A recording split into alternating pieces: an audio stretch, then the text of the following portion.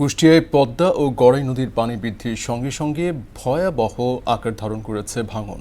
এরই মধ্যে নদীগর্ভে বিলীন হয়েছে ফসলি জমি, বসতভিটা সহ বিভিন্ন স্থাপনা।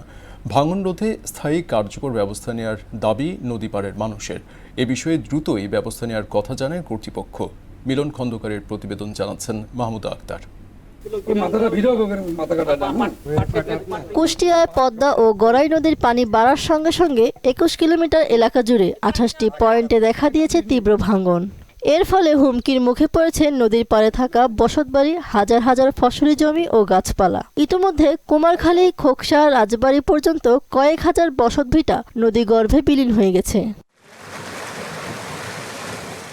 কুমারখালী উপজেলার কয়রা ইউনিয়নের ঘোড়াইঘাট এলাকায় ৫০ মিটার অস্থায়ী বাঁধ ধসে পড়েছে।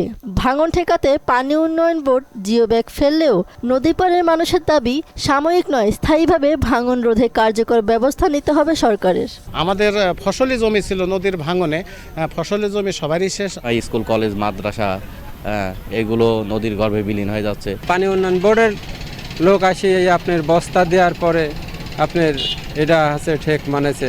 এখানে যদি ব্লক ফেলায় যদি স্থায়ীভাবে যদি করে দিত অনেক ভালো হতো।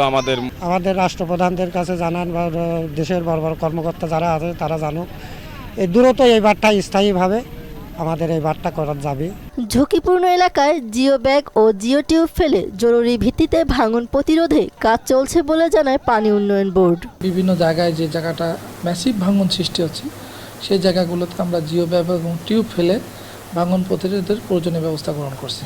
এবং কোথাও যদি এরকম ভাঙনের তীব্রতা খুবই তীব্র থেকে তীব্রতর হয়, আমরা তাৎক্ষণিকভাবে সেখানে ভাঙন প্রতিরোধের প্রয়োজনীয় ব্যবস্থা গ্রহণ করব। সাময়িকভাবে জিও ব্যাগ ফেলে নয়, স্থায়ী নদী শাসন প্রকল্প বাস্তবায়নের মাধ্যমে ভাঙন রোধ করার দাবি নদী তীরের বাসিন্দাদের।